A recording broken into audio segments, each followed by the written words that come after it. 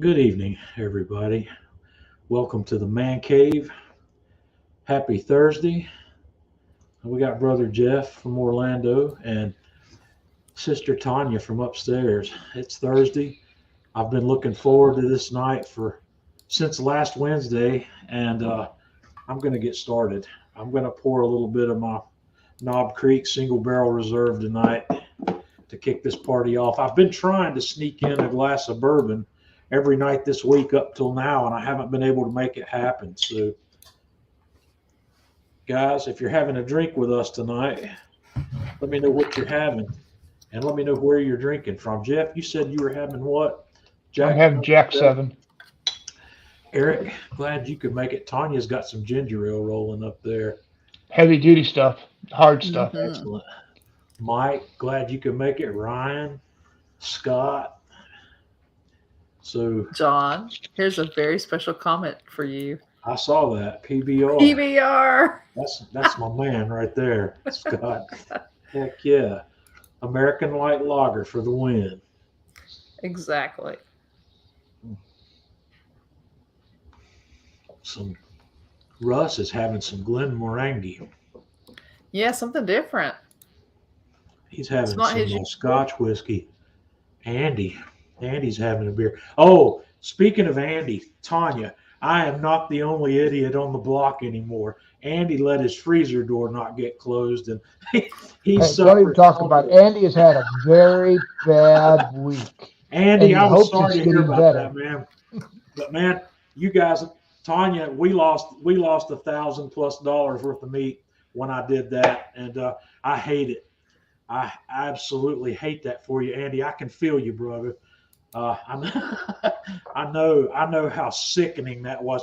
My stomach just hit the floor when I opened that door and saw that freezer door standing open, because my freezer door had been standing open for 2 days when I found it. There was nothing salvageable in there. And Russ, thanks for asking. Mom's doing fine. Uh, the surgery went well last Thursday, but she ended up having to stay overnight. They weren't able to let her go home the same day, which is what our plan was. She spent the night, and we got her out at lunchtime the next day. But she's back home. I've been down there every day for the good part of the day since. But I think Mom is tired of looking at me, and I think my duties down there are going to be lightened up a little bit. She's doing okay. She's able to manage everything that needs managing on her own fairly well at this point. Uh, we got over some hurdles of her being able to get her sling on and off, so everything's good there. She's doing real well. We'll talk about that too. I'm going to show you a picture. I cooked her a lunch yesterday that she was real excited about, and I made some pictures of that. We'll get to here shortly. So, Well, on the daughter-in-law side, John, let me just report how disappointed I am that Janice has not needed me more, because we had hatched a plan to have smoothies like every day, because she's like 10 minutes from the smoothie place. And so far we've only done it once. Hey, you can do that this weekend. You can do that while I'm working. I'm sure hoping she'll so. enjoy that. So I think we're going to try that tart cherry next. Yeah, it's pretty good, but I've been looking for this bourbon all week long, and this is going down great. I'm having the Knob Creek Single Barrel Reserve tonight, and wanted to talk briefly about Knob Creek. Tanya, I'm going to bring you back. 1 second, John. Yeah. Fran, I hope it goes great. Oh, what's she say here? Hospital right eye cataract removal. Okay. Yes, definitely. Good luck with that. We'll be thinking about you. Let us know how it goes. Definitely. So, Tanya, we'll bring you back. But let me see here. Where's my browser? Okay. Tonight I'm having Knob Creek, and Knob Creek is one of the bourbons that I'm calling my house bourbon here, because this stuff is easy to get. I like it, and it's in the greater scheme of things. I'm not gonna say it's a cheap or inexpensive bourbon. It's fairly priced, this their standard offering at Knob Creek is this 9-year-old, and this stuff, all of their stuff, with one or two exceptions, is 100 proof. You know, it's kind of like the bottled and bond proof. It's a really good flavor set, and uh, the the the regular 9-year-old, if I remember correctly, sells here in North Carolina for about 35 or $36 for the 750 ml bottle. So it's quite affordable, quite easy to get. I have not tried the rye yet, but I think that's probably the rye. When I get ready to try a full bore rye whiskey, I think that's probably the one I'm going to go with, the Knob Creek. But the Knob Creeks that I have tried are, first of all, the standard 9-year-old. What I'm having tonight is this. It's not that one. It's this one. It's this single barrel reserve, and I'm trying to remember. I think the single barrel reserve is like $65 or $69 for a bottle. It's 100. It's a 120 proof. It's a full proof, and the other one that I have is this 12-year-old, and it's 100 proof also. And all of these, with the exception of the rye, are the same mash bill. They're all the same recipe. They're just treated slightly differently. The standard one's only aged for 9 years before it's bottled, and it's blended and proof to 100 proof. And the 12-year-old is the same way. It's blended. It's aged for 12 years. It's blended and then proof to 100 proof. The only difference, I think, between this single barrel select and the single barrel reserve is the select is one of these situations. This doesn't happen here in North Carolina because of the way alcohol is sold here, but those are store picks. If you're familiar with what store picks are, it's where dealers buy specific barrels and they get labeled as that dealer's choice. That's what's happening here, and that's the same bourbon as this, but it's just where the dealers have selected the actual barrels. These are not blended. These are true single barrel bourbons, and they're all listed at both of those are always listed at 120 proof. So what I don't know about those is if they are proofed to 120, or 120 is just a general close to what the actual proof is, because I would find it intriguing if their barrel proof always came out at 120 proof, because typically there's variations in what barrel proofs end up being.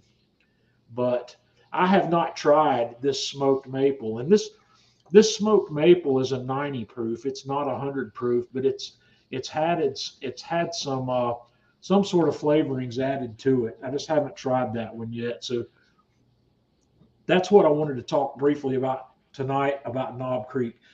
And Knob Creek is one that I do keep on hand here simply because I like it and it's easy to get. And this single barrel reserve is probably one of the better tasting, in my opinion, of the barrel proof stuff that I buy that's easy to come by. I'm pretty solid with that. I like it. And Jeff, have you ever tried any of these Knob Creeks? Yes, I have. We have a visitor in the house, John. Oh, Mom's here. Okay. Mom is in the house. Yeah. Well, I'm glad she make it in here with us tonight. Yeah, we did some cooking, and Mom, I'm going to show the lunch that we crafted yesterday here in a little bit. My mom had been looking forward to this lunch for a long time. So Scott says the smoked maple is outstanding, so I might try that at some point. But does the lunch include the pound cake? I didn't put the pound cake pictures in here, but I made the pound cake was part of what I cooked down there yesterday. Yep. Mom wasn't totally happy with my pound cake results. I used her recipe, but I used we cooked it a little differently than the way she normally cooks it. She normally does it in a bump pan, but I did it in I split it into 2 cast iron loaf pans, and the results were slightly different than what she's used to. So, but anyway, let me move back here to the bourbon for a minute. One of the things I wanted to talk briefly about today is if you're like me and new in the bourbon world, trying to learn what you like, it's pretty easy sometimes to Google search and find out what the mash bill is for a particular bourbon. If you find a bourbon or a whiskey that you love, the flavor and the complexity that it has, it's worthwhile to go research it and find out what the mash bill is for that bourbon. And what the mash bill is, it's the recipe. And this page, I saved it because it has the mash bill for the Knob Creek on it. I don't know how well you guys can see this. I guess it depends on what kind of browser you're watching with us today. But the mash bill is the percentage of corn, rye, and barley that are in any particular bourbon, or it might have wheat in it. If it's a wheated bourbon, it'll have wheat instead of rye. So, but the Knob Creek is 75% corn, 12% or 13% rye, and 12% barley. So what else is on here? It's none of the Jack Daniels, which is one that I drink more frequently than the Knob Creek, is 80% corn, 8% rye, and 12% barley. So it's got more corn and less rye, which provides a little sweeter overall experience. When you get into the bourbons that have a higher rye content, the sweetness for me starts to give way to a spiciness. Like sometimes the spiciness can create something that you might perceive as cinnamon, and some people even actually perceive black pepper or something along those lines in the spicy world of bourbons. But keep that in mind. Like I said, if you find something you really like, it's worthwhile researching what other bourbons are out there that are along the same mash bill lines as the one you like. That's one of the methods I've been using to try to discover new things. Instead of just buying something sight unseen off the shelf, I'll try to figure out if it's close to something else I like. So that's how that pans out.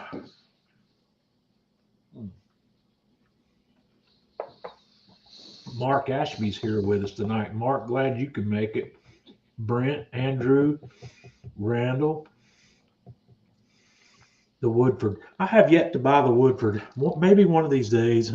I need to clear off some of this stuff on the shelf behind me. I don't want to have a huge inventory. Today is truck day at my local ABC store, so I always try to make it on truck day. And what I scored down there today was another bottle of the Larceny Barrel Proof. I bought another bottle of that because I really like that one, and that one's not always available to me. So that's what I added to the shelf today. So let me get back to here. See what Jeff's been cooking this week. A brisket. Okay. A brisket. What we've got here is a 22 pound. A 22 pound. I'm guessing that's a Kirkland Prime grade from Costco. Yep. $4 a pound, guys. So brisket's back down to pre-pandemic pricing. Would you agree with that, Jeff? Yeah, that's not the only thing that's got the pre-pandemic pricing. What else? Man, the groceries are outrageous. Yeah, but they're not down. These briskets. That's what I'm saying. Yeah, these briskets are. We saw brisket, $7 a pound during the pandemic. So this. Tell us what we're getting ready to see here, Jeff, and what you're doing with this. Kathy had this wild hair. She saw this reel video about a challah brisket, and she said, "You need to try this." So that's the start of it. Cut off all the fat that's on the left-hand side. I took the point off, You can see that by itself. And then you cut it into 6 strips, and you're going to braid it, a 6 braid. That I need to practice on. So I seasoned it up with Darren's black garlic, salt and pepper. Right. And some iron mix and hickory. Boy, that was a fantastic combination. But as you can see, my braid work kind of sucks. But I got to use that new pan I got from Sam's this week. Or, well, not this week. I got to use it this week. I got it a couple weeks ago. And that turned out really good. That worked really well. You know, I bought one similar to that, and over here I haven't had a chance to use it yet, but maybe it won't be long. So what was your goal on your cooking technique with this? Well, I followed the reel to the letter. He said, let it go to 165 before you wrap. See if your bark is right. My bark looked good at 165, so I went ahead and I wrapped it. Then it went to 204. Then you take your favorite barbecue sauce and you add bacon bits to it and heat it up and just pour it over and brush it out. So, I mean, it doesn't look very pretty. Matter of fact, the pellet grill addicts kind of have some harsh words to say about it, but, hey, it is what it is. Well, there's a bunch of D-bags over there in that group anyway. Yeah. I'm fixing to call some of them out. Everybody, well, that doesn't matter. It doesn't matter what kind of group you're in on Facebook. Somebody is going to have a problem with everything. Yeah. And I've gotten used to that over the years. And that the great thing is that helps you build your block list on Facebook, where when people treat you like that, you just fix it where you don't have to deal with them again. And because if the one thing I know for a fact is if they'll do it once, they will do it again. So, absolutely. So what was really neat is I went in and I looked at some of their posts, and it's very interesting that they had no posts, but yet their comments. They're just trolling. They're just trolling. But anyway, to answer Ryan's question, it came out really fantastic. I was really impressed. I was concerned because I thought it could go on the dry side, and it didn't. But what was kind of nice is cutting that brisket into those strips, that gave you a whole bunch more real estate to season. Right. And it came out nice and tender and moist. I mean, it was good. You're going to see in the pictures later on. What we did is we did our usual Brussels sprouts with onions and bacon. And then Kathy made the cauliflower mash. And we made a bowl out of it. So I think that's what the next picture should show. Well, this is the next picture, and are they out of order? No, I'm saying the very next picture after this. After this one. Yeah. Oh, okay. I think. No, that's the brisket coming off. Like I say, the braiding job sucked. It's the problem there is not that the braiding job sucked. It's that what you got there is not long enough to do a 6 braid very beautifully. No, it's not. You don't have enough. And hey, Russ, the guy that did the reel, his came out nice, but his was also a longer brisket. I mean, 22-pound brisket. I figured, that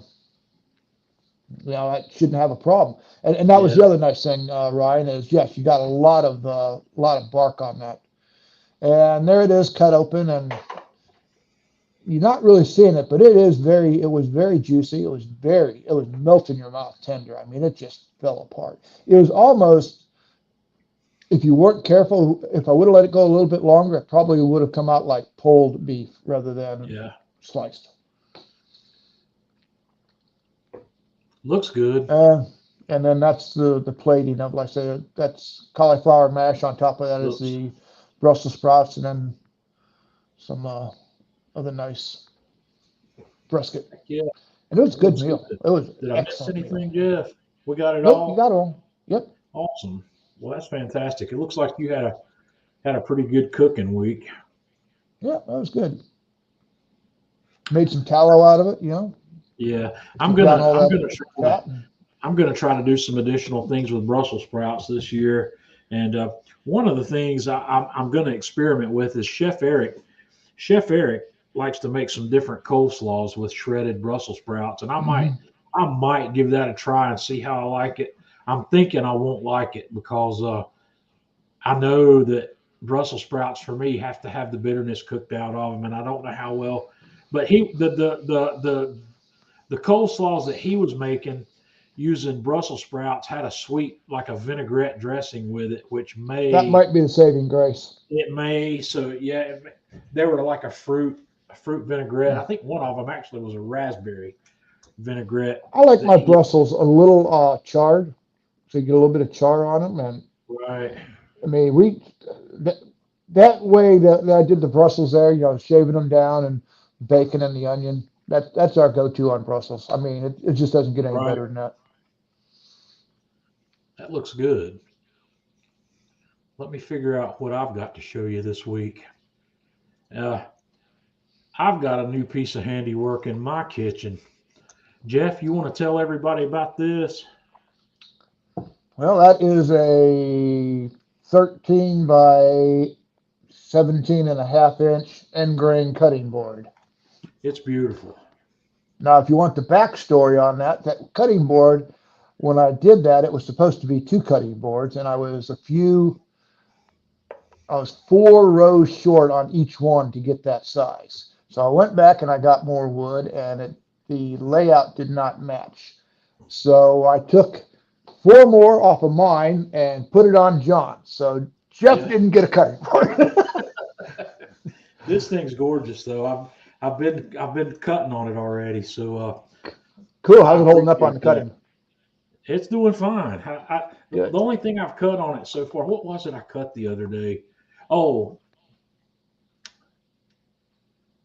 what? Now I'm trying to remember what it was I actually cut on it. Speaking of which, did I make those cutouts on the side for lifting? Did I make those You wide enough for did. your stubby fingers? Yep, they're perfect. Good. I can I pick did a that guy double up, no pass on it problem. to. Yeah, but this thing's beautiful. It's 2 inches thick. I didn't take an angled picture of it well enough where you can see the thickness that this board has, but it's definitely beefy, and I'm really loving cooking on that, Jeff. I appreciate that. It I is appreciate. gorgeous. I enjoyed making it. It's 9.4 pounds of cutting board. Yeah, it's gorgeous. To start off tonight, I got a gadget. I got a couple of gadgets I want to show you. I have made video on this, but I haven't edited it and published it yet. And I got this. This was something that was shown to me by our friend Luca Verini. I don't know if Luca's in here with us tonight or not, but I haven't seen them. Luca's playing the game that I used to play. I used to get Luca to spend money, and now Luca get me to spend money. So Hey, in our turnabout's fair bourbon play, buddy. in our bourbon world, I don't do mixed drinks particularly, but I'm gonna play with that now. Some that I have this. There's this is not a functional thing in any way, shape, or form. It's a cool thing, and if you're into to mixed drinks or bourbon drinks specifically, this is a tool you might want to look at. And what this is an ice freezer that makes spherical, clear ice balls that you can use in your drinks. And what this is a plastic container that's got these two silicone molds in it that have sphere shapes. And let me just run through my pictures here. Underneath that, these create some oblong cubes, but this is a functional part of this design more so than specifically for ice, because the way the ice freezes in this thing, the impurities and whatnot fall out into this bottom part. So the cubes that form down here are not crystal clear like the spheres are, but that piece sits inside this tub. And this is what it looks like. You fill this thing with water in it and you put it in your freezer. And where we go next is this. After they recommend 18 to 24 hours just for the balls. If you want to get fully frozen cubes out of the bottom, it needs to go for 24 to 30 hours for those to freeze up completely the way this thing's designed. But this particular model that I bought has 2 of these silicone molds that make 2 ice balls. And I can't remember the dimensions on these things, but these ice balls are over 2 inches in diameter. They're nice size, and you'll see what it looks like in the glass here in a second.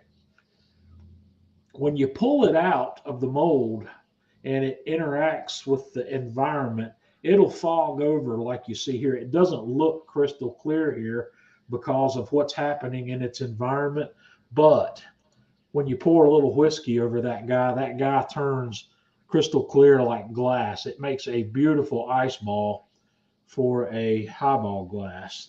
And it's so clear that it was actually difficult for me to get a great photograph of it.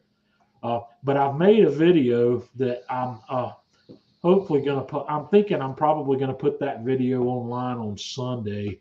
But after I bought this one, I went back and ordered the other one. There's a smaller version of this that just makes 2 of the ice balls, and I think that's probably the one I'm going to use mostly. But I bought a bottle of vermouth and I bought another bottle of bitters the other day where I'm going to make some Manhattans. I need some Luxardo cherries, and I can't buy those locally, but there's a place real close to where Tanya works, and I'm going to see if I can get Tanya to swing by there one day next week and pick me up a jar of the Luxardo cherries for a garnish for that Manhattan. Because all a Manhattan is 2 ounces. A traditional Manhattan is 2 ounces of rye whiskey or rye bourbon, 1 ounce of sweet vermouth, and 2 dashes of Angostura bitters. And I think that's probably shaken in a Boston shaker and strained out over an ice cube into a glass and then garnished with a cherry. But I'm gonna make some of those to play with this. And if any of you guys like bourbon drinks, this is a toy that you might want to have. And these are not real expensive. I think this double one, the one that I bought that makes 4 of these plus the cubes on the bottom, was $41. And the 2-ball one was on sale for $18 this week, and it's normally like $32 or $33. But when I publish that video, watch for that to come out on the Man Cave Meals YouTube and Facebook page. I'll give you the links to where those can be bought. But I think they're kind of neat. And but no, I'm not one to put an ice cube in a bourbon glass. Though I like to just drink neat, which is just room temperature bourbon in a room temperature glass. But I might experiment with this with bourbon on ice with some of the higher proof bourbons. And one of the ones I want to try it with is that Jack Daniel's single barrel proof, because that's one of the whiskeys or bourbons that I have here that is such a high alcohol content. I'm having a hard time getting used to it. And I think I know chilling it will ease up the punch that thing has just a little bit. But it also chilling bourbons like chilling a pastry, it also mutes some of the other flavor complexity that you get from it. But I'm going to play with it and we'll see how it goes. Jeff, do you ever do bourbon on ice?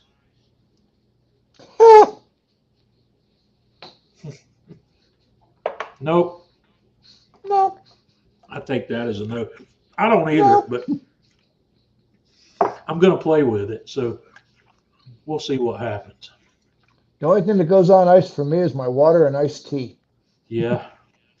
The next brief thing I wanted to show you this week, this is my Lodge. This is a 5-quart enameled Dutch oven that I use on my grills and smokers. And as you can see, it gets pretty cruddy. I don't particularly care what the outside of mine look like. I just want to make sure the inside of it's clean, but the inside is actually much easier to clean than the outside.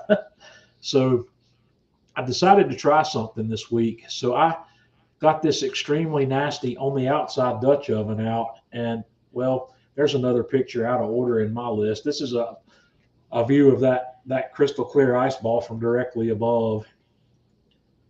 Well, dadgummit, now I'm all out of sequence here. What's going on? All right. Here's another picture of that outside of that Dutch oven. If you've ever put a Dutch oven like this in your smoker, you know how it builds up this crud on the outside. So what I did, I got some of this Dawn Power Wash and I sprayed a nice heavy coat of that on the outside of this Dutch oven. The Dutch oven's dry, it's not wet. I sprayed that on there and let it sit on there for 10 minutes. And then I took a sponge and wiped every bit of that crud off of the outside of this Dutch oven. So that I just wanted to give quick testament to Dawn Power Wash. I've never really tried it before until recently, but it did a beautiful job of cleaning up that Dutch oven. Jeff, have you ever tried that stuff? Use it all the time. Somebody was telling me that it does a good job on grill grates as well, but I haven't tried it on grill grates. I've tried it on my grill grates. Yeah. You haven't used it on a grill grate? No, I have. It didn't impress me on the grill grate. No. I guess if you used it every single time you cooked, it might work. But if you don't,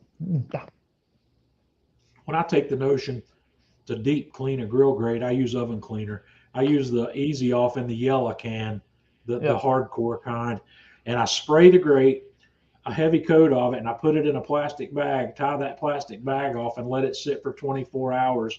And then you can sponge every bit of the crud off of that grill grate. That's how I clean mine when I take a notion to do it.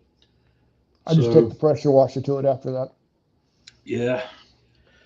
The next thing I've got is another gadget, and I've made video on this as well that hasn't been published yet, but this is a new product being offered by JVR Industries. JVR is the company that made the VAC 100 chamber sealer that I have here, and they sent me a package of these about a month ago, and this is 3 canisters. The large one's a 1.3 liter, the medium one is a 1 liter, and the small one's a 0.7 liter. They're stainless steel containers with plastic tops, and the kit, if you get the kit with all 3, it comes with this hand pump where you can hand pump the air out of these containers. They're really great, and you can also, if you want a tighter vacuum on them than you can get with that hand pump, you can use the accessory hose that comes with the VAC 100 to get an even tighter vacuum on these things. And I'm going to publish that video the first part of next week. I just don't want to publish a video every day. I've got this video made also, but it hasn't been edited yet. And I've shown how this thing works. But these things, I'm going to go ahead and order another set of these containers because I can see a lot of use for these. I'm going to want to keep my homemade barbecue rubs in these, the stuff that I make here, my Man Cave Magic #1 and Man Cave Magic #2, because the 2 things that make barbecue rubs go weak over time is oxygen and light. And I keep mine in a cabinet where they're not exposed to light, but keeping the air out of them is also going to extend the shelf life of any kind of rub. But I know you're saying, well, John, you shouldn't let your rubs sit around that long anyway. And mine don't typically, but I know I use rubs a lot more than average people do, but this is not just for barbecue rubs. One of the other things I want to keep, I'm going to keep my jasmine rice in one of them. I'm going to keep cornmeal and probably semolina flour in one of them. I might have one for Tanya to keep coffee in. This would be an excellent way to store ground coffee or even unground coffee. Unground coffee is not that big of a thing in terms of airtight storage, but if you've got ground coffee, this would be a perfect container to store it in and then keep that in the refrigerator or the freezer. But it's a really nice little tool, and watch for my video to come up on that. And these, in my opinion, aren't overpriced at all. This 3 canister set with the pump is $50. And to me, that seems like a really fair price for these. It doesn't seem to me like it's overpriced. You can buy the containers individually for individual container prices. I don't remember what those exact prices are without looking, but the individual containers, I do not believe, come with the hand pump. The only way to get the hand pump, I think, I didn't see the hand pump listed as a separate item on their website. I'll have to go back and look, but I think the only way to get the hand pump is to buy the set. So I'll try to clarify that, and I should have looked that up before I talked about it. But these things, this is actually an upgrade to some that they had. They had some plastic ones, and the whole container was plastic, not just the top. And some people were putting such a tight vacuum on these things with the vacuum sealer itself, it was cracking the container. And I don't think that's going to happen with these. I put some fairly tight vacuums on these. There's time recommendations on the JVR website for how long you should vacuum one of these, and it's like 7 to 8 seconds max. So you don't want to try to put 30 seconds of vacuum on one of these. But the guys at JVR said that they're beta testing on this, that they were putting full vacuums on these, and the containers weren't failing. So that's pretty impressive. What else, Jeff, would be a good thing to store in a vacuum container like that besides rice, coffee, flour, barbecue rubs? What? Cereal, yeah. Eric, there's 3 capacities, and I don't know how to. It's a 0.7 liter, which is 3/4 of a quart. That's 3 cups, I guess you would say. And then there's the 1 liter one, which is about a quart, which is roughly 4 cups. And then there's the 1.3 liter one, which is a little over 1 1/4, so 4 1/3 cups, or 5 cups, I guess, roughly. So basically, I'd say it's a 3 cup, 4 cup, and 5 cup system in terms of English measures. So it's they're not huge. I think they're pretty good size. They might be a little small for something like flour. The larger one might be okay for sugar, but I typically don't feel the need to evacuate oxygen from sugar. It just needs to be kept dry. So yeah. Scott Harmon says pipe tobacco. Yeah, that would work. You know, anything that you want to keep, anything that can degrade in the presence of stogies in it. Yeah, anything that oxygen can degrade, which is a lot of things like herbs and spices, particularly, would store well in something like that. That's why I'm going to use them. I'm going to use that 1.3 liter when I'm going to make the biggest one for my Man Cave Magic #2 rub, and I'll start making quantities enough to fill that every time I make. Because when I make it now, I'm only making it in 2 cup batches, but I'll make it in a 5 cup batch to fill that up. Save me from making it as frequently. So yeah, that looks pretty good. Where are we now? We're going to talk about Brunswick Stew. The Brunswick Stew video is going to come online tomorrow. I'm going to put it out tomorrow, but I'm going to give you guys a sneak peek of what I did on that. Brunswick Stew is a stew that's, you can consider it a meatloaf of stews because you can really put whatever you want in it. I use pulled pork because I have an excessive amount of pulled pork in my freezer, and I'm always looking for ways to use it. So I just took I took 2 pounds of pulled pork out. I took it out of the bags. I let it thaw. I took it out of the bags and tossed it in.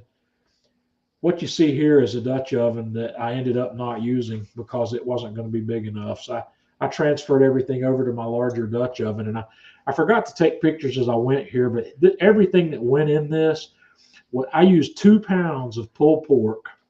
I used one of the large 28-ounce cans of crushed tomatoes. I used a 14-ounce can of chicken broth. I used a 12-ounce bag of frozen whole kernel corn.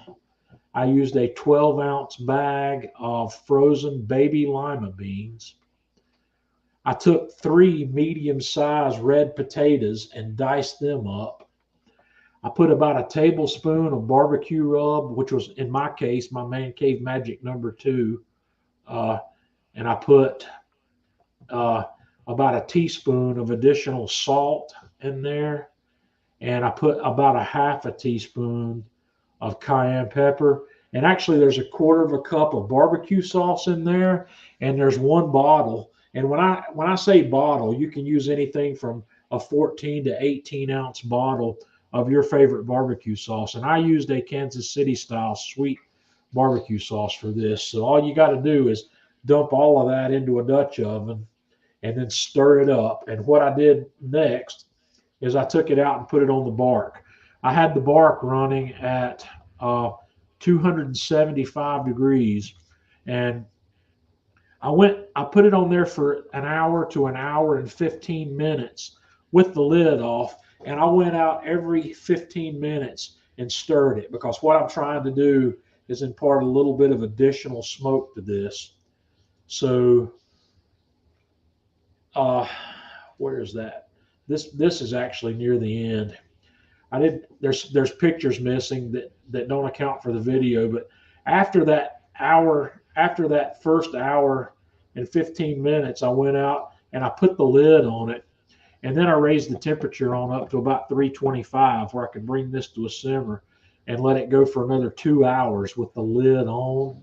And this is what you end up with in the end. And this is after I had let it sit for 15 or 20 minutes after I took it off the smoker. And this is a very thick stew. If you've ever had Brunswick stew, it's a very thick and hearty stew. It's not a liquid and runny stew. It's I don't know how to describe it if you haven't had it, but this in my area, and I'm sure probably in other areas as well, this is something you commonly find as a side item at a lot of your barbecue places. I know both of my favorite barbecue places in my local area both serve this as a side item, and it comes in a let me bring Tanya back in here for a second. Tanya, are those side servings over at JD's, those little styrofoam containers that those come in, are those about a half a cup size? Yep. It's coming in about a half a cup serving as a side item. But in my opinion, this stuff, or the stuff that I've made here, is so thick and hearty that a 1 cup serving of that is a meal by itself. So it's definitely something that and this batch I made here, the Dutch oven that I moved over to here is my biggest Lodge Dutch oven. That's a 7-quart Dutch oven that I put together this in, and it was I think the really right size Dutch oven. I maybe could have gotten away doing that in a 5-quart one, but I think I'd have been bubbling over before it was done. You'd need a 6-quart Dutch oven, probably at a minimum, to do a recipe this size. But you could cut that recipe in half and do it in a 4-quart Dutch oven without any problem. And Bandit, it is okay if your Dutch oven's seasoned nicely. There wasn't enough tomato in this recipe for this particular stew to be acidic enough that I would worry about it taking my seasoning off that pan. But that's a good question, because there are a lot of things. I would not do chili in this Dutch oven. I wouldn't do chili. And Cindy, you can freeze this. It freezes very well. Just put it in a plastic container with a lid, or you can even put this in vacuum seal bags also if you've got a vacuum sealer, and freeze it up in individual servings. But yes, this stuff freezes well. And this, Cindy, also is one of those things that, in my opinion, it's better tasting the second time around. That flavor, I don't know how that works, but it does. And my chili, it's just some foods that are better the next day. Yeah, this is one of those things that I definitely think is better. It's good right off the smoker, but it's one of these things that's yet again better the second time around. But yeah, you can freeze that. That's going to freeze with no problem. But when you're trying to determine if this is ready and done, check your lima beans, check your potatoes, and make sure they're soft enough. And if they're not, just leave them on there a little longer. And guys, you don't have to use corn and lima beans. I remember the first time I made a video on Brunswick Stew, I got slammed because I put okra in mine, and people, that apparently was sacrilegious to the food police to put okra in beef grit. And this, yeah, I put it in there, but a lot of people will put diced green beans in there. It's just whatever you've got, you know. Well, that's the whole idea behind the Brunswick Stew. Brunswick Stew was anything you had left over at the end of the week, you threw it into a stew pot, and that became Brunswick Stew. This is a good thing that if you know how to make Brunswick Stew and know you want to make Brunswick Stew, you never have any leftover veggies that you want to throw away. And if you've got green beans left over, if you've got kernel corn left over, save it. Don't toss it out, and you'll collect enough of it when you have it. Then you've got everything you need to make this, and this is incredible. If you guys have not made this or have not tried this before, you got to do it. This is, and I'm going to admit, for me, this is a wintertime sort of thing. This is not something comfort food. Yeah, it's not something I would look for in the heat of the summer. But it's a really hearty dish, and it's one of those things I hope all of you can try at some point. Also this week, I managed to finish up the big slab of prime rib that I had in my steak locker. I put this thing back in the steak locker back before Christmas, and my target was a 40-day dry age, but I ended up going 45 days because 40 days fell on either Thursday or Friday of last week. And with everything else I had going on, I just let it sit, and I didn't get these out until either yesterday or the day before. But this guy looks really good. I know that doesn't look appealing. I know everybody looks at that and says, "John, what are you doing?" Jeff, does that look appealing? Absolutely, buddy, because I know the end results. It's one of those things where you have to use that if you know, right? That's right. So, yeah, I took the straps off of this. This is one of those Publix prime ribs that I bought back before Christmas. This one was an 8.5 pounder.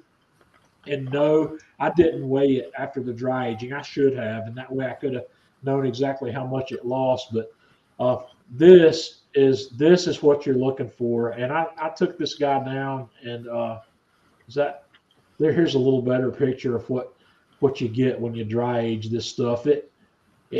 This dry aging process concentrates that beef flavor to a level that you just can't imagine if you haven't had it before. And I haven't fed my mom dry aged prime rib yet, or dry aged ribeye. So maybe one day next week I'm gonna take one of these things down and give mom a sample of that. She'll like it. I think she will. Mom's lunch yesterday.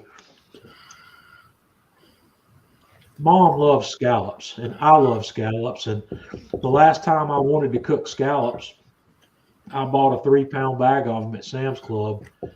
And these are the largest ones they had. I don't know what the count size on these are, but I couldn't find anything any bigger than these. And I like the big ones. So I love cooking these things, and I've got my cook process on these things down to a science. But I cooked indoors. I wasn't cooking on the grill. I got one of Mom's cast iron pans out and heated it up, and I put down a little bit of oil, just a very thin sheen of oil in that pan. And each of these scallops, I took them and with paper towels, I individually dried each one of these as much as I could. I got all the external moisture off that I could get on these. And then I set them down in this pan, and I let them sit until I got this. This is what I was looking for. I've got a sear, a nice Maillard reaction caramelization on these scallops that I like, and these things at this point are about halfway cooked. I didn't take a picture to where you can see the opacity of these, but these things are only about half cooked. And when I got them here, I took them out of the pan I was cooking in because I wanted to make a butter, garlic, and herb sauce in that pan, which is what I did. And then I put the scallops back in the pan to let them finish cooking, and I was basting scallops with this butter, garlic. This has butter. I put a little bit of heavy cream in it, not a lot, just a little bit, and it's got dried oregano. It's got some freshly minced garlic. It's got a little bit of freshly cracked black pepper, and just a wake-up amount of cayenne pepper went into that as well. And this was the main item on our lunch plate yesterday. I took some new red potatoes and I boiled those, and I steamed some green beans. And once the green beans were steamed, I tossed them in a little bit of olive oil, and I sprinkled on some of my Man Cave Magic #1, which is a salt, pepper, garlic blend. And I put those on a sheet pan, put them under the broiler to get them a little blistered. And the potatoes, I just put the potatoes on the plate, and we kind of smashed the potatoes with a fork, and I drizzled some of that butter, garlic, and herb sauce on top of these scallops and on top of the potatoes. And that was lunch yesterday, and my mom was just crazy, over the moon with that lunch. She loved it, and we had a good time. She really enjoyed yesterday's lunch. So let's see. Yep, that's Who wouldn't enjoy that? yeah, it was delicious. It was, and mom loves scallops, and mom and I are the only people. I think mom and I are probably the only people in my immediate family that'll eat those. And yeah, mom says it was awesome. So she enjoyed it. I had fun cooking it, and that's a quick meal. That I think from the time I turned the stovetop on, the longest part of that cook was boiling those potatoes, and I let them pretty much get done before I even started anything else. I think I was from stove on to plate, and I was 30 minutes in on that cook, maybe. Mom, do you remember? It was quick. You know, that doesn't take long to put together. So I love scallops, and getting that sear, getting that caramel. I thought my caramelization was just about perfect. For me, I probably would have let them go a little further. I didn't know if mom would like them to the level I do, so I didn't go quite as. I like mine borderline char. I like the outer edge of my scallop to actually have a little bit of black on it. So, Jeff, are you still? Oh, we lost Jeff. There he is. He's back. Okay. I like mine to have just a little char on the outside edge. Busted. Hey, I cooked. I'm entitled to have. Yeah. But yeah. She wanted the rest over for dinner. Bandit, I've done scallops on the soapstone. Somewhere in my archive, you'll find a video. I don't remember if it's on Kamado Joe or on. There may be more than one between Kamado Joe and Atlanta Grill Company and Man Cave Mills. I've done them on the soapstone. I've done them on cast iron. See, told you. Yeah. Told you. Well, Mom, we'll do it again. I'm not out of scallops. I've got more back here, so we'll do it again. And next time I'll cook the scallops to my parameters and see if she likes them. Cause she might. So heck yeah. I just made some brownie points with your mom. My mom likes you, Jeff. She's looking. Yep. I try to be likable every now and then, you know. I have a side of me that you don't want to see. We all do. So That's Andrew. Glad you could make it with us. Is it Sweden? Is that where Andrew's from? Am I remembering correctly? He's in the wee hours of the morning somewhere over there. Sweden? It'd be Switzerland? what, 325 over there now? I don't remember. It's way too early. I hear Kevin. Hey, Kevin. Kevin's in the house. So I don't know what I'm going to. I'm only really behind on one thing that I wanted to have done. I haven't gotten my January pizza video done, so the pizza. I'm going to do 12 pizza videos in 2023. So the first pizza video will probably be the first week of February till I get that first pizza video out. Didn't you make one like the thin crust one earlier this month? I did, but I chose not to turn that into a video after I botched the launch.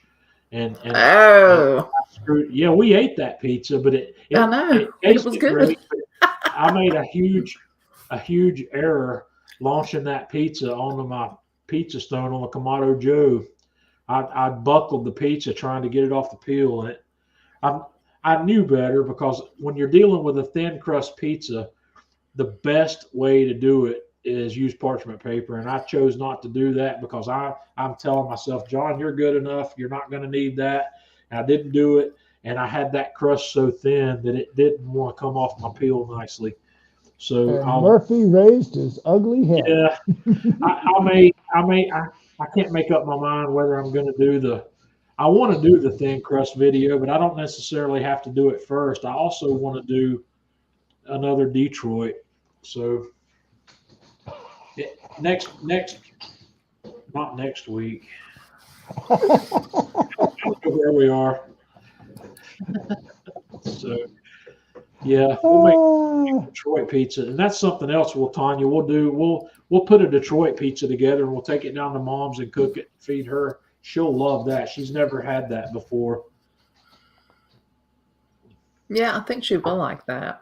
Yeah, we'll cook it in the oven, and I want to do one in this new 8x10 pan I bought that I haven't cooked with yet.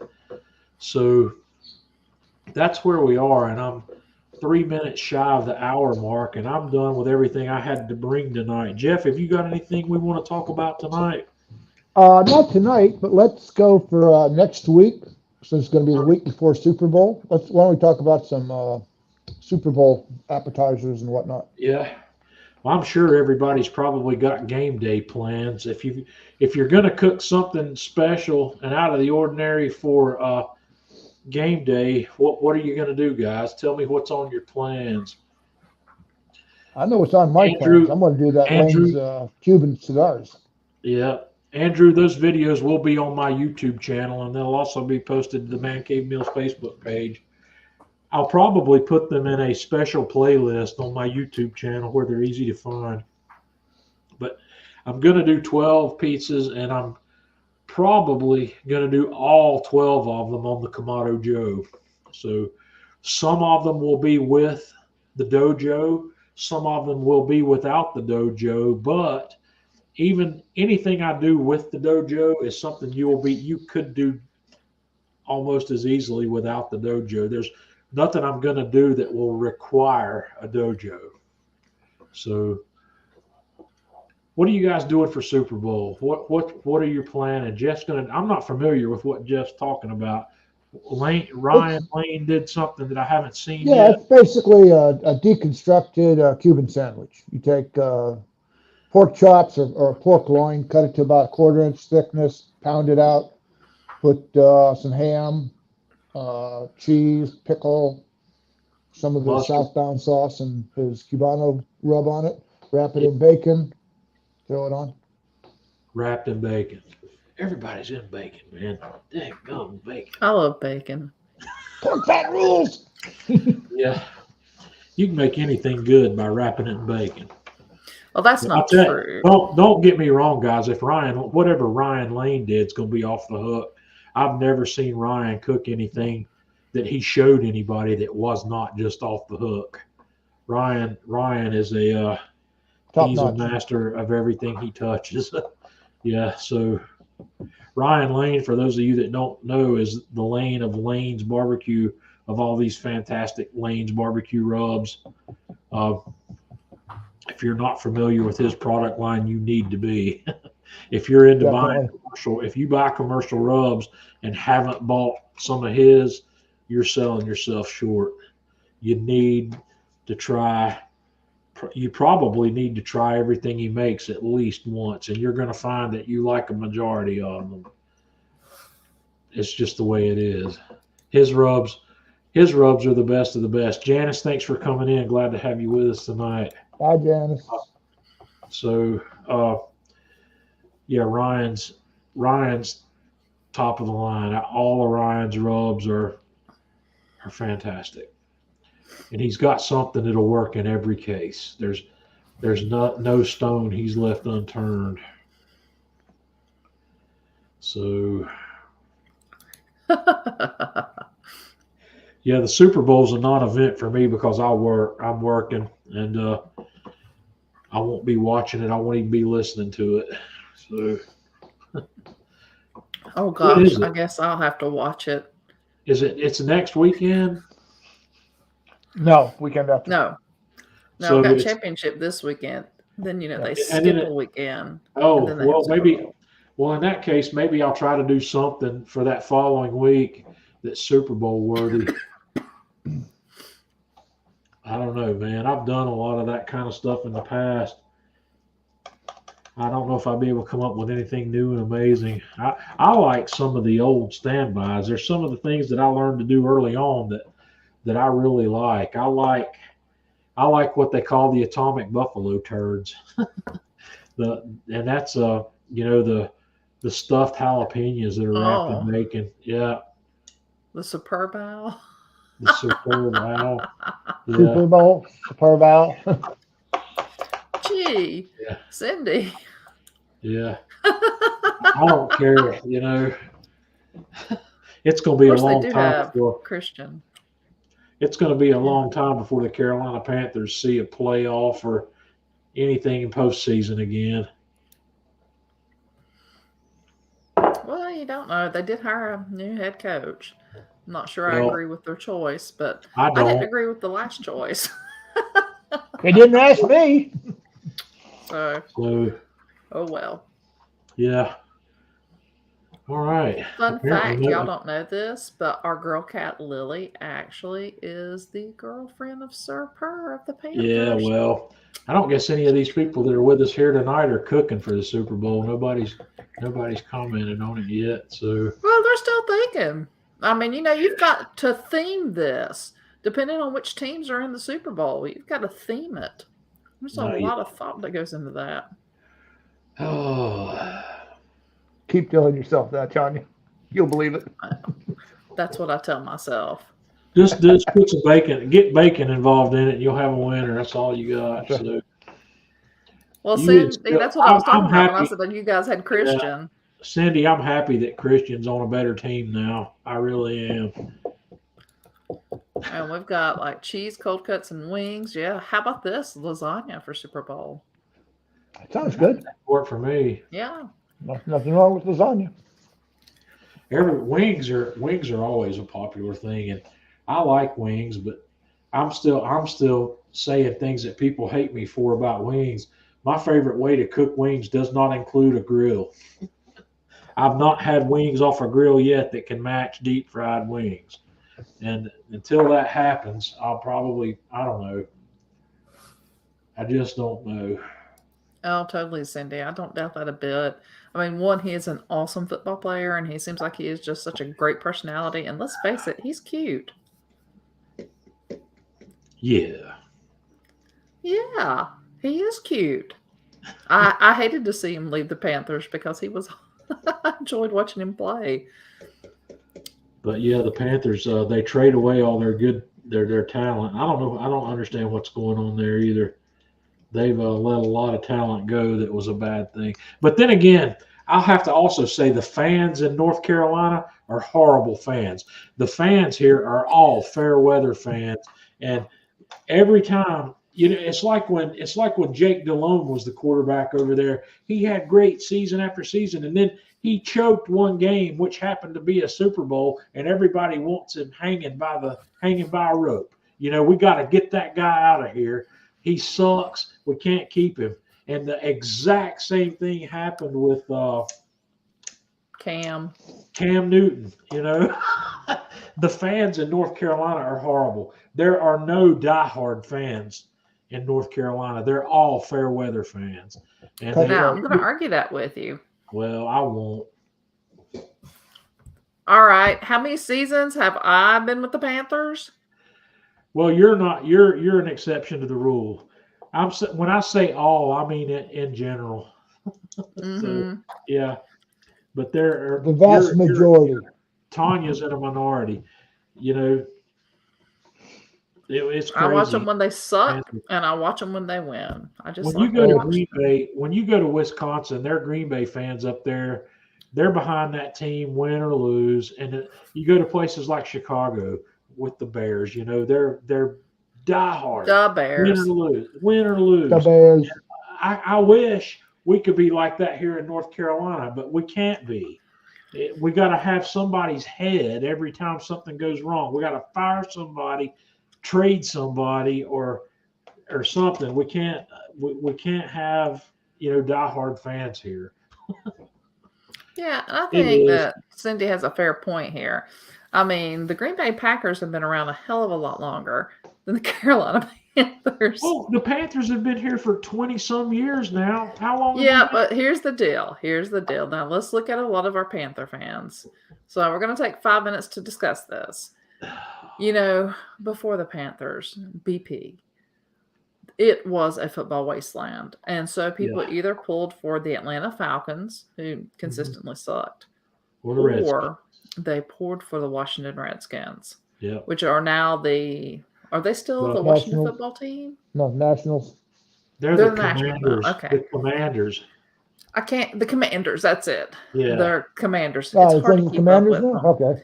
And, you know, people would pull for the Panthers and, you know, be PSL and have, you know, season tickets and yet show up wearing their Redskin or Commanders jerseys during that matchup. So, you know, I just don't think they've had the type of generational loyalty that some of these other teams have, and that one day we're going to get it, and it's going to be awesome. It's going to take a Super Bowl win for that to happen, though, I think, and I just don't see it, man. And that could be right. And you could be totally right there. It could be that we have all of these other football team supporters. Yeah. But I think we can all agree on one thing, that we are the best state in basketball. Well, the ACC is to basketball what the SEC is to football. So yeah, and 4 of the teams that happen to be usually pretty good. And this year, actually, 3.5 of the teams are really good. You know, with that half being the University of New Jersey at Durham. Tanya doesn't like Duke, guys. She's an anybody but Duke fan. So, yeah, in North Carolina, that Tanya fits into that mold also. You can't be a Duke and a Carolina fan. You have to be one or the other, and you have to hate everything about the other team. So, well, it used to not be that way, and then Master Splinter showed up. And it had to be that way because that's just the way it was. Yeah. I mean, outside the ACC in the 70s and the 80s, we would pull for the other ACC teams, and I mostly still do, with the exception of DOOK, which Brian points out is the correct spelling. Yeah, for Duke. I hear you. Mm-hmm. Well, guys, we're going to wrap things up. I'm tired. There's my Kevin. Kevin, yeah, I got a few things to do tomorrow. I'm going to Mom's tomorrow, and we're gonna cook a cheesecake. I'm gonna spend the afternoon down there before I go to work tomorrow night. So, y'all have a good week, and if you've got something, challenge me to something for Super Bowl. If you've got something you'd really like to see published, the Thursday or so before the Super Bowl, video wise. Let me know what it is, and I'll see if I can put something together. And guys, I still haven't bought that that Camp Chef Woodwind Pro grill, but I'm close. I've got to get a couple of more things off the back porch back here, just because I don't have room to put another grill. That A-Smoke pellet grill is going away this weekend, hopefully, and I've got a couple other grills that I'm trying to shuffle out of here quickly, so I can have room to put that one. So we'll have that. Video is coming, Frog Eye. Yeah, the Brunswick Stew video I'm going to put online tomorrow. It's done. Lasagna. So do lasagna. Super Bowl lasagna. Mm-hmm. Well, I can't make lasagna that Tanya likes. The only way I'm going to make lasagna that Tanya likes is if I use her recipe. Well, there you go. I like my lasagna. Tanya likes her lasagna. So, and I don't know if I could turn Tanya's lasagna into something I'd like if she'll let me make the sauce from scratch. Let me make my own tomato sauce to go in it, which I don't know. I make my own tomato sauce to go in it. Yeah, Brian, I'll try to remember to pull that thing out. It's my rotisserie that I have, the gear and the motor stripped out on it the second time I cooked with it, and I went online and bought a heavier duty motor. The only problem with that heavier duty motor I bought, if you guys are aware, the flanges that the rotisserie motor slides down onto are too thick. They're thicker than everybody else's rotisseries, and the typical rotisserie motor won't slide down over those holders on the rotisserie, and I had to bend them out to make them fit on there. It's ugly, but it works. But it's yeah, I'll try to get that motor out. I don't remember the brand name of it right off the top of my head, but I bought it on Amazon, and I'll try to get you a link to that. Do me a favor, Brian. On the Man Cave Meals page, send me a note, or on one of the Man Cave Meals Facebook group or whatever. Send me a note and tag me in it and remind me to show you that, and I'll get you a link to the one I have. It's a good motor. It's far better than the rotisserie. I can't believe I don't think they've ever updated that motor. Jeff, do you know if they've improved that motor any from the original? I don't know. I mean, I use mine all the time. I haven't had any problems with it. So you've not stripped a gear yet? Have you no, put I've done turkey on it. I've done prime rib on it. Well, maybe they have improved it. I'm pretty particular about balancing it. So yeah. Well, I think I put a 14-pound turkey on mine and apparently didn't have it balanced enough that the motor stripped, and I ruined that particular turkey because I wasn't out there when it stripped, and it spent 15 or 20 minutes with one side of that turkey to the fire, and it ruined it. Well, that's the one thing I do like about the turbo trussers. Yeah, it fits in the body cavity better, and then the spit goes right through that thing, and I think it. Right. I think it balances your bird a little bit. It may help, but the problem I have is Kamado Joe's rated that rotisserie at 50 pounds, and there's no way you're going to spend anywhere near 50 pounds on that thing without tearing it up. I think you'd be hard pressed spending 24 pounds on it. Yeah, I wouldn't recommend putting more than 20 on it, but and that's when you look at how that rating's defined, they're okay, because if you've got 50 pounds on there and it's perfectly balanced, it'll spin it. But you're not going to perfectly balance a turkey. It's just not going to happen. And you'll. But then again, John, where are you going to find that 50-pound turkey at? Well, I found a 40-plus pounder. Really? I did. Tanya, you remember that one I bought at Publix that was 40-some pounds? And you sure it wasn't $40? No, it was 40. No, it really was a turkey. Real. It was big. I put it in one of my mini fridges here because it was frozen solid when I got it, and I put it in a mini fridge to thaw it out. And I went back 2 weeks later, and that the packaging that turkey was in apparently had a gash in it, and that thing had leaked out all inside of that refrigerator, and it made a mess. I got mad, and I just chucked that turkey. I didn't cook it. I wanted to make a video of cooking a 40-pound turkey just because I had never seen one that big before, and that didn't happen. So yeah, but it was, and also for what it's worth, I will never ever buy one of those Publix branded turkeys again. Every one of them that I've cooked's been pathetic, and the reason I bought it is because they were 39 cents a pound. Go ahead and spend $1 a pound on your turkeys and get a good one, unless you're able to get fresh turkeys, which I'm not going to try to play that game anymore. So, yep, Anthony Mom's doing well. Wayne Gretzky whiskey. I haven't seen that, but I did see something online earlier today. Apparently, Terry Bradshaw has a whiskey. I was not aware of that. So, with that, guys, I'm done. Y'all have a good weekend, and we'll see you next week.